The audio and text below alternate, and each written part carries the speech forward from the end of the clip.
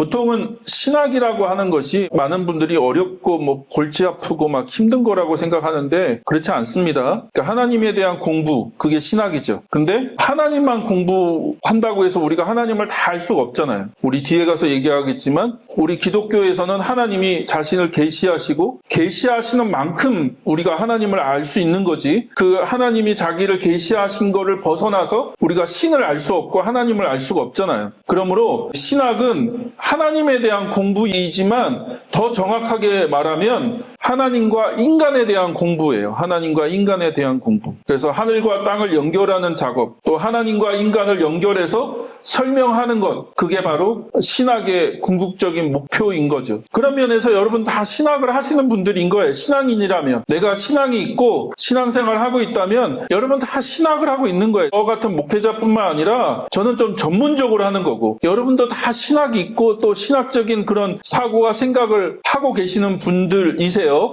우리가 하나님을 아는 것도 중요하고 그 하나님과 함께 이 인간, 또 우리가 살아가는 이 세상을 하나님과 연결해서 고민하고 생각하는 것이 신학이라는 거죠. 자, 그러면 우리가 하나님을 어떻게 알 수 있느냐? 유한한 인간이 하나님이라는 그 존재를 우리가 어떻게 인식할 수 있고 그분을 어떻게 알아갈 수 있느냐? 성경은 철저하게 하나님의 계시, 그러니까 인간의 한계가 있고 하나님과 인간 사이에는 이 넘을 수 없는 큰 간극이 있죠. 완전히 존재 자체가 다르니까. 하나님이라는 그 존재를 인간이 더듬어서 찾아갈 수도 없고 인식하기도 어려워요. 예를 들어서 계속 내가 하나님이 인식된다. 그게 교회에선 굉장히 경건한 것 같지만 위험할 수도 있어요. 하나님은 우리가 인식할 수 있는 존재 너머에 계시는 거죠. 하나님은 저 멀리 계신, 우리가 알 수 없는 미지의 그런 존재인 거죠. 그러면 우리가 그 하나님을 어떻게 알 수 있느냐? 성경에 보니까 하나님은 자기를 계시하신다는 거예요. 자기를 나타내시고 드러내시고, 또 제가 좋아하는 말인데, 제가 좋아하는 표현인데, 말 걸어 오시는, 말씀하시는 하나님, 말 걸어 오시는, 말이 많은 하나님인 거죠. 그래서 그분이 먼저 인간에게 찾아오셔서 자기가 누구시고 또 자기가 어떤 계획과 뜻이 있는지 말씀하시고 계속해서 계시하시고 말씀하시는 하나님이다. 그러므로 우리가 그 하나님이 말씀하시는 것을 인식하고 수용하는 것. 왜냐하면 그 하나님이 인간이 인식할 수 있도록, 인간이 생각하고 또 느끼고 또 알 수 있도록 하나님이 인간의 방법으로 자기를 계시하시고 말씀하셨거든요. 그게 뭐예요? 그것을 기록해 놓은 것이 성경인 거죠. 그것이 성경. 그래서 기독교는 철저하게 말씀의 종교 혹은 기록된 말씀을 통하여 우리가 하나님을 알아가는 거죠. 하나님을 알아가고 하나님이 어떤 분이신지를 우리가 경험해가고 수용해가고 그 하나님을 알아가는 그런 것이다. 성경을 보니까 성경의 하나님은 인격적인 존재, 인격적인 존재. 그래서 인격이라고 하는 것은 고유한 자기의 그 정체성이 있는 거죠. 지정의가 있고, 그러니까 생각이 있고, 의지가 있고, 감정이 있고, 또 자기의 정체성, 내가 누구고, 내가 어떤 뜻이 있고, 또 어떤 감정이 있고, 또 내가 어떤 의지와 계획들이 있는지, 그런 존재를 인격이라고 하잖아요. 그래서 하나님은 인격적인 존재이신 거죠. 우리가 하나님을 느끼거나 경험하거나 그 하나님을 알아갈 수 있는 이유는 그분이 인격체이시기 때문에 그런 거예요. 만약 그분이 인격이 없으시다면 우리는 그 하나님을 알 수도 없고 느낄 수도 없고 또 하나님을 인지할 수도 없는 거죠. 성경의 하나님은 자기를 인격적인 존재로 계시하신다. 철학이나 과학은 신을 우주의 궁극적인 원리, 제일 원리, 슈퍼파워, 무한한 에너지, 그런 것으로 설명해요. 과학에서도 신을 얘기해요. 과학을 공부하다 보면 신을 얘기해요. 과학자들도 신을 인정할 수밖에 없는 부분이 있어요. 인류가 어떻게 이렇게 존재하게 됐어? 야, 우연이야. 우연 아니고서 그러면 다른 게 뭐로 설명할 수 있어? 설명이 안 돼. 그러면 겸손하거나 공부를 많이 한 과학자들은 신의 존재를 인정해요. 근데 그들이 존재하는 신은 우리가 생각하는 이런 인격적인 존재가 아니에요. 어떤 파워, 능력인 거죠. 뭔가 신이라는 존재가 있어서 이렇게 된 거야. 왜냐하면 과학적으로 설명이 안 되니까. 그러나 그런 과학에서 말하는 신과 성경에서 말하는 하나님은 같은 존재가 아니다. 과학자들이나 철학자들은 그냥 인간을 뛰어넘는, 인간이 인식할 수 없는, 인간이 어떤 의지로 뭔가를 할 수 없는 뭔가의 어떤 존재가 있을 거야 라고 생각하는 거죠. 근데 그 하나님의 가장 큰 특징은 뭐냐? 말씀하시는 하나님, 말씀하시는 하나님이다. 끊임없이 말씀하신다. 그래서 하나님이 이 말씀으로 창조하시고 또 인간 세상 가운데 오셔서 계속 말씀하신다. 이게 말이라고 하는 건 지정의가 포함된 것들을 의미하는 거잖아요. 그래서 하나님이 계속해서 말씀하신다. 또 성경을 계속 보니까 대화하시는 하나님, 설득하시고 설득당하시는, 그러니까 인간에게 찾아오셔서 설득하세요. 계속 설득하십니다. 모세를 설득하시잖아요. 말이 어눌해서 난 못 갑니다. 그랬더니 하나님 계속 설득하시거든요. 그리고 어떨 때는 또 설득을 당하시는 하나님, 인간이 막 뭔가를 이렇게 얘기를 하면 하나님이 그걸 수용하기도 하고 그거에 대해서 하나님이 설득을 당하기도 하시고, 또 어디를 보니까 감정을 표현하신 하나님 감정이 있으신 거죠. 기쁨, 슬픔, 탄식, 분노, 후회, 하나님이 여러 가지, 특히 성경의 하나님의 가장 특징 중에 하나가 후회하시는 하나님. 어떤 종교의 신도 후회하는 신은 없거든요. 근데 하나님이 후회를 하세요. 그러니까 참 재밌죠. 후회하는 하나님, 탄식하시고 슬퍼하시고 분노하시고 하여튼 자기의 감정을 막 표현하시는 그런 하나님. 그리고 저는 우리가 이 부분을 제일 좀 잘 생각해 봤으면 좋겠는데, 세상의 고통에 민감하게 반응하시는 하나님이라는 거예요. 많은 분들이 하나님에 대한 오해를 갖고 있어요. 어떤 오해냐? 하나님은 세상의 고통에 관심이 없다. 하나님은 세상의 고통에 아무런 영향을 받지 않으신다. 그렇게 생각해요. 왜냐? 그게 이제 헬라 철학의 영향이거든요. 헬라 철학. 그러니까 헬라 철학에서는 신이라고 하는 걸 헬라 철학으로 설명해야 되잖아요. 헬라 철학으로 신을 설명하다 보니까 이 헬라 철학에서는 부동자, 변함없는 존재, 어떤 것에서 영향을 받지 않는 변함없는 존재가 부동자가 있거든요. 부동자. 하나님을 부동자라고 설명했거든요. 하나님은 부동자야. 어떤 거에도 영향을 받지 않으셔.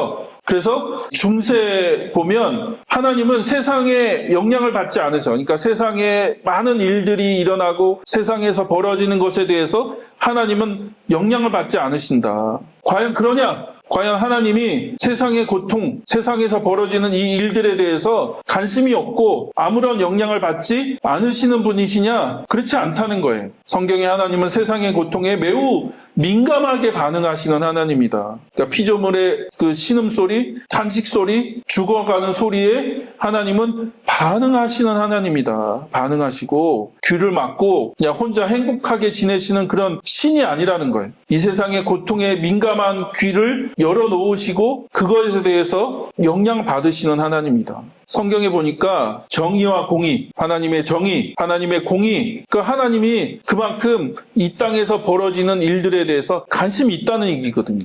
그리고 하나님은 계속해서 이 땅에서 어떤 일들이 이루어지는가, 또 이 땅에서 어떤 소리들이 들리는가, 하나님의 백성들뿐만 아니라 그 하나님이 만드신 그 피조 세계, 그래서 마치 로마서 8장에 보면 이 세상 전체가 신음한다고 그렇게 표현하잖아요. 마치 의인화해서 이 세상이 하나님 만드신 창조 세계 전체가 죄로 인해서 신음하고 있다. 하나님이 그런 소리를 들으신다는 거예요. 그리고 구약에서 보면 하나님의 임재를 설명할 때 가장 중요한 얘기가 뭔지 아세요? 이 땅에서 하나님의 백성들이 하나님께 간구하는 거예요. 부르짖는 거. 이 땅에서 벌어지는 죄, 악, 여러 가지 고통, 설명되지 않는 여러 가지 아픔, 그런 것들에 대해서 하나님께 어떻게 해요? 호소하고 부르짖고 간구하는 거예요. 그래서 요한계시록에 보면 그거를 이렇게 제물을 태우면 하늘로 올라가는 그 연기, 그걸 기도라고 표현하는데 그게 그냥 단순한 기도가 아니라 이 땅에서 하나님의 백성들이 호소하는 거예요. 하나님께 호소하고 부르짖고 간구할 때 어떻게 하세요? 하늘에서 하나님이 들으시고 어떻게 해요? 이 땅에 하나님이 임재하신다고요. 찾아오셔서 하나님이 심판하시고 세상을 새롭게 하신다. 그래서 하나님은 세상의 고통에 매우 민감하게 반응하시는 분이시다. 자, 그 다음에 그것뿐만 아니라 더 나아가서 뭐라고 얘기해요? 고통의 자신을 묶으시는 하나님. 이 땅에서 벌어지는 고통, 또 죄악, 또 이 엄청난 일들에 대해서 하나님이 그저 관심을 갖고 바라만 보시고 귀를 기울여서 듣고만 계시는 분이 아니라 그 세상에서 벌어지는 고통을 자기의 것으로 만들기 위해서 그 고통의 자신을 묶으시는 하나님이시다. 그게 대표적인 사건이 뭐예요? 십자가의 죽음과 부활이다. 하나님이 이 땅에서 벌어지는 고통의 문제, 이 고난의 문제를 해결하시기 위해서 친히 인간이 되시고 그리고 친히 그분이 그 모든 것을 짊어지시고 십자가에서 죽으셨다. 자, 그 다음에 인간의 자유를 존중하시는 하나님이라는 거예요. 인간의 자유. 하나님은 바운더리를 굉장히 중요하게 여기시는 분이시죠. 기계가 아니라 스스로 생각하고 판단하며 의지적으로 결정하여 행동하는 자유를 가진 존재로 하나님은 인간을 만드셨다는 거예요. 그래서 하나님이 그냥 명령하면 기계처럼 인간이 반응하는 그런 것으로 하나님이 인간을 만드신 게 아니라 자유를 가진, 내가 결정하고 선택하는 그런 존재로 하나님이 인간을 그렇게 만드셨다. 그래서 선악과의 문제나 인간의 죄의 문제에 대해서 왜 하나님이 그냥 내버려 두시느냐, 왜 그냥 방관하느냐, 방관하시는 게 아니라 하나님은 그 인간의 자유를 존중하시는 거죠. 비록 그것으로 인해서 인간이 삶이 무너지고 망가지고 그렇게 된다 할지라도 하나님은 그렇게 거리를 두시기로 결정하신 거예요. 바운더리. 어디까지가 인간이 해야 될 일이고 어디까지가 하나님이 하셔야 될 일인지 하나님은 명확하게 구분을 하신다. 그러나 그것으로 끝나지 않고 하나님은 사랑의 하나님. 그래서 하나님의 본질 중에 가장 중요한 본질이 바로 사랑이죠. 사랑. 그 하나님의 사랑 때문에 죄악으로 깨어지고 망가진 세상 가운데 찾아오셔서 관여하신다. 일하시고 또 그것을 회복하기 위해서 역사하시고 또 자신을 내어주시는 분이시다. 그 모든 것의 가장 중요한 성품이 바로 사랑이죠. 사랑. 그래서 자비나 오래 참음이나 용서나 혹은 정의와 공의까지도 하나님의 사랑에서부터 비롯된 거다. 하나님의 심판도 하나님의 사랑에서 비롯된 것이고 또 하나님이 오래 참으시는 것도 하나님의 사랑 때문에 그런 거죠. 그 모든 것, 하나님의 성품의 그 모든 것이 다 사랑에서 발현되는 것이다 라고 하는. 그래서 하나님은 사랑이시다. 하나님은 사랑. 그래서 오늘 우리가 읽은 그 말씀에서 하나님을 정의하는 가장 유명한 구절이 바로 하나님은 사랑이시다 라고 하는 거죠. 하나님은 사랑이시다. 그래서 그분은 사랑으로 우리 가운데 일하시고 찾아오시고 말씀하신다. 지금도 하나님은 그렇게 일하고 역사하고 계신다는 거죠. 그런 하나님을 우리가 인식하거나 그런 하나님을 받아들이거나 그런 하나님과의 관계를 형성하기 위해서 뭐가 필요합니까?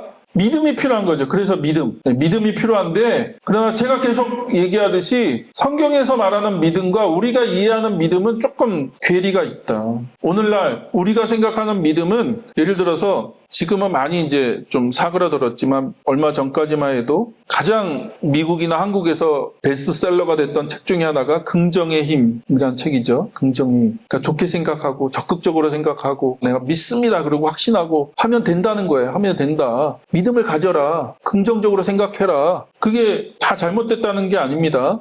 그런 부분이 있어요. 긍정적으로 생각하고 여러분이 시도하고 도전하고 노력하면 돼요. 그러나 그것이 성경에서 말하는 믿음은 아니라는 거예요. 믿음은 아니다. 그게 성경에서 말하는 믿음은 아니다. 단순히 지식적으로 받아들이고 지식적으로 수용하고 내가 그것에 대해서 확신하면, 그래서 구원의 확신, 저도 전도사 때 혹은 더 젊을 때 구원의 확신 얘기 많이 했거든요. 근데 구원의 확신이 마치 나의 확신인 거죠. 야, 너 오늘 죽어도 천국 갈 확신 있냐? 내가 믿습니다. 내가 확신합니다. 그러면 우리가 천국 가는 건가요? 그러니까 우리가 확신이나 믿음을 너무 인간 중심적으로 생각하는 거죠. 인간 중심적으로. 그러면 성경이 말하는 믿음이라고 하는 것이 도대체 뭐냐? 제가 참 좋아하는 표현이 있어요. 어느 목사님이 이 표현을 사용하셨는데 너무 제가 마음에 들어서 여러분한테 좀 소개를 합니다. 자, 하나님과 인간의 동행. 그러니까 하나님이 인간의 역사 가운데 개입하신 거죠. 찾아오시고 그 인간과 함께 동행하기로 하나님이 결정하시고 인간의 역사 안에 하나님이 개입하시잖아요. 그거를 어느 목사님이 이렇게 표현하시더라고요. 인간과 하나님의 2인 삼각이다. 2인 삼각이 뭔지 아시죠? 두 사람이 이렇게 가운데 다리를 묶고 같이 뛰는 거잖아요. 근데 문제는 뭐냐면 한 사람은 굉장히 덩치가 크고 힘이 좋고 너무 빨라. 근데 한 사람은 너무 느려. 그럼 어떻게 됩니까? 뒤뚱뒤뚱 가다가 자빠지고 또 엎어지고 안 되잖아, 이게. 한 사람은 너무 빠르고 한 사람은 너무 느리고. 근데 이 하나님이 그렇게 인간의 삶 가운데 개입하기로 결정을 하셨다는 거예요. 인간과 함께 2인 삼각 경기를 하시기로 결정을 하셨다는 거예요. 하나님이 인간의 그 역사라고 하는 그 운동장에 하나님이 찾아오셔서 그냥 자기 혼자 일하시는 것이 아니라 자기 혼자 다 결정하시고 일하시고 그렇게 하시는 게 아니라 연약한 인간, 죄악된 인간, 계속해서 넘어지고 자빠지고 쓰러지고 그런 인간과 함께 같이 그 한쪽 발을 같이 묶고 그 인간과 함께 그 운동장을 뛰기로 결정을 하셨다는 거예요. 그럼 어떻게 뜁니까? 계속 뒤뚱뒤뚱 뛰겠죠. 계속 뒤뚱뒤뚱 뛰고 어느 때는 속도도 잘 안 나고 이제 더디고 이렇게 해야 돼? 꼭 이렇게 해야 돼? 라고 하는 질문이 생길 정도로. 그런데 하나님이 그렇게 하기로 결정하셨다는 거예요. 그렇게 하기로 결정하셨다. 그래서 어느 때는 하나님이 연약해 보이고 나약해 보이세요. 하나님이 아무 일도 하지 않으시는 것 같아. 우리의 삶 가운데 하나님이 아무 일도 하지 않으시는 것 같고 우리가 기도해도 하나님이 응답하지 않으시는 것 같아. 성경에 보니까 기적에 대한 얘기는 많은데 내 삶에는 그런 기적이 잘 일어나는 것 같지도 않고 하나님이 내 기도에 응답해 주시는 것 같지도 않고 귀를 기울이시지도 않는 것 같아. 왜요? 연약한 나에게 하나님이 속도를 맞추시기로 결정하신 거죠. 그분이 오셔서 이 연약한 인간과 함께 2인 3각이 돼서 운동장을 뛰기로 결정하신 거예요. 그래서 성경에 보면 이 성경의 이야기가 제가 계속 말씀드리지만 주로 많은 성경의 내용이 뭐예요? 이야기로 돼 있다. 이야기. 내러티브, 이야기로 돼 있어요. 근데 그 이야기가 어떤 이야기예요? 연약한 인간, 죄악된 인간, 계속해서 넘어지고 자빠지고 또 불순종하고 또 실수하는 그 연약한 인간 가운데 일하시는 하나님, 그들과 함께 하나님의 일들, 하나님의 역사를 이루어 가시는 그 하나님의 이야기인 거죠. 그래서 말도 안 되는 이 인간들, 모세도 그렇게 잘난 인간도 아니고 아브라함도 마찬가지잖아요. 자기 부인을 2번이나 부인하고, 그쵸? 모세도 그렇게 만만치 않은 사람이고, 뭐 우리가 좋아하는 다윗도 잘난 것 같지만 다윗의 인생을 보면 엉망진창인 거죠. 사실 다윗은 얼마나 엉망입니까? 자기 부하의 부인을 뺏어갖고 그리고 자기 부하는 그냥 전쟁의 제일 앞에 서갖고 죽게 만들고 그런 인간들 안에 하나님은 일하세요. 그렇게 일하시기로 하나님이 결정하셨고 그런 인간의 속도에 맞춰서 하나님이 같이 걷고 뛰면서 하나님의 이야기를 하나님이 쓰고 계신 거죠. 성경은 어떤 지혜서나 잠언같이 어떤 뭐 유명한 문구, 멋있는 문구로 하나님을 설명하는 그런 책이 아니다. 대부분이 이야기로 돼 있다. 이야기. 그럼 그 얘기는 뭡니까? 그 얘기는 어떤 얘기예요? 하나님이 여러분의 삶에서도 그런 이야기를 만들어가기를 원하신다는 거죠. 여러분의 삶의 속도에 맞춰서 어느 때는 하나님 입장에서 답답하실 수도 있어요. 더딜 수도 있고 또 오랜 시간 동안 하나님이 침묵하실 수밖에 없는 거죠. 그분이 침묵하시는 게 아니라 우리들 때문에 하나님이 침묵하시는 것처럼 느껴지는 거죠. 나의 연약함 때문에, 나의 불순종 때문에 내가 자빠져갖고 일어날 생각을 하지 않으면 하나님이 나를 막 질질 끌고 가시는 것이 아니라 어떻게든 얘가 다시 한번 일어나서 얘의 속도에 맞춰서 다시 뛰는 거잖아요. 다시 걸어야 되잖아요. 근데 얘가 뛸 생각을 안 해. 그러면 그만큼 멈춰질 수밖에 없는 거고 저 멀리 계신 것처럼 느껴질 수밖에 없는 거고 우리는 그냥 하나님이 강제적으로 나를 일으켜서 하나님 나를 그냥 질질 끌고 가시면 좋을 것 같은데 하나님 그렇게 안 하시죠. 그래서 믿음이라는 건 뭡니까? 그런 하나님에 대한 신뢰인 거죠. 하나님에 대한 신뢰. 내가 그분에 대한 어떤 확신이나 지적인 어떤 수용이나 어떤 그런 것이 아니라 하나님 그분에 대한 신뢰와 내가 비록 그렇다 할지라도 그런 상태 속에서 하나님을 향해서 내가 다시 한번 연약한 무릎을 세우는 거고 내 연약한 손을 내밀어서 하나님의 손을 붙잡는 거죠. 왜냐하면 하나님은 변함없이 거기에 계시고 나를 기다리고 계시고 우리 가운데 하나님의 분명한 뜻과 계획을 가지고 일하시고 계시는 분이시라는 거죠. 하나님을 증명할 수가 없어요. 하나님을 증명해봐. 증명이 어떻게 돼요? 증명할 수가 없어요. 신이 있다고 증명할 수도 없고 또 뭐가 발견됐다고 해서 그걸로 신의 존재를 우리가 얘기할 수가 없는 거죠. 중요한 것은 세상 속에서 비록 많은 사람들이 신의 존재를 부정하고 신이 없는 것처럼 살아가고 있지만 그러나 우리 삶 가운데 일하시는 하나님에 대한 믿음 또 하나님을 두려워하는 마음 하나님을 경외하는 마음으로 다시 한번 우리에게 주어진 그 시간들을 살아가는 것 그럴 때 그것으로 하나님을 증명할 수밖에 없는 거죠. 보이지 않는 하나님을 어떻게 보여줍니까? 어떻게 하면 내가 하나님을 믿을게? 그거는 뭐 너무 말도 안 되는 이야기인 거죠. 과학이 발전하고 무신론이 팽배하고 우리 교회 안에서 일어나는 많은 문제들 때문에 많은 사람들이 교회를 등지고 하나님을 부정하는 세상 속에서 우리가 하나님을 증거하고 드러내는 여러분의 삶이 되기를 주의 이름으로 축복합니다.